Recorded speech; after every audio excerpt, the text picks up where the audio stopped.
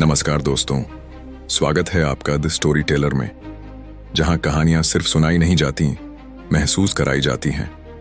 आज से हम शुरू कर रहे हैं महाभारत एक्सप्लेन्ड कुरुक्षेत्र। इस यात्रा में हम देखेंगे कैसे 18 दिनों का यह युद्ध पूरे युग का स्वरूप बदल देता है। और आज का पहला अध्याय है विराट युद्ध के बाद पहली बार गूंजा युद्ध का शंख। विराट नगर की शाम थी। ढलती धूप महल की दीवारों पर लालिमा बिखेर रही थी। अर्जुन अब बृहन्नला नहीं थे, वह फिर वही तेजस्वी वीर धनुर्धर बन चुके थे। पांडव महल की छत पर खड़े दूर क्षितिज को देख रहे थे। इसी बीच कृष्ण धीरे धीरे सीढ़ियां चढ़ते हुए उनके पास पहुंचे। उनकी चाल, उनका चेहरा सब बता रहा था कि आने वाला समय शांत नहीं होगा। कृष्ण ने कहा, युद्ध अब टल नहीं सकता। विराट युद्ध ने दुर्योधन का अभिमान तोड़ा नहीं, उसे और भड़का दिया है। युधिष्ठिर बोले, हमने हमेशा शांति ही चाही है माधव। कृष्ण मुस्कुराए, जहां अहंकार जल रहा हो वहां शांति की इच्छा भी राख हो जाती है। पांडवों की पहचान अब दुनिया के सामने थी। 13 साल का वनवास और 1 साल का अज्ञातवास पूरा हो चुका था। हर तरफ बस एक ही खबर थी, पांडव वापस लौट आए हैं। द्रौपदी की आंखों में आंसू थे, सुभद्रा खुशी से भर आई थी। नकुल और सहदेव ने गर्व से अर्जुन को देखा। अब न्याय का समय है। पांडव शिविर में गंभीर चर्चा शुरू हुई।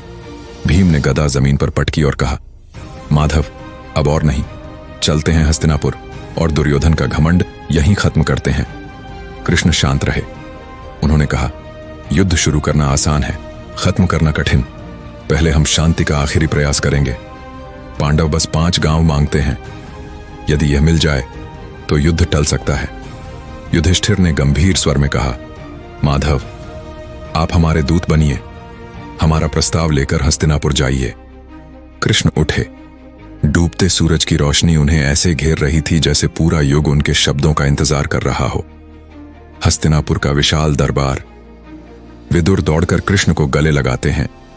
धृतराष्ट्र हाथ बढ़ाकर उनका स्वागत करता है, लेकिन दुर्योधन सिंहासन पर अकड़कर बैठा है। कृष्ण को देखकर उसकी आंखें संकुचित हो जाती हैं। कृष्ण दरबार के बीच खड़े होते हैं और कहते हैं, पांडव युद्ध नहीं चाहते, वे सिर्फ 5 गांव मांगते हैं। यही उचित है, इसी से विनाश टल सकता है।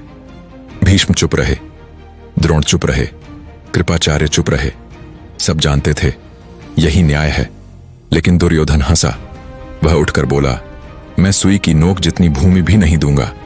इस एक वाक्य ने इतिहास का रुख बदल दिया। उसने सैनिकों को आदेश दिया, कृष्ण को पकड़ लो। पूरे दरबार में हलचल मच गई और तभी कृष्ण का रूप बदलने लगा। उनकी आंखों में पूरा ब्रह्मांड चमकने लगा। देवता उनके कंधों पर दिखाई दे रहे थे।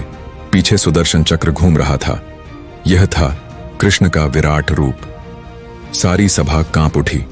कृष्ण की आवाज गूंजी, मैं शांति का दूत बनकर आया था, अब विनाश का साक्षी बनूंगा।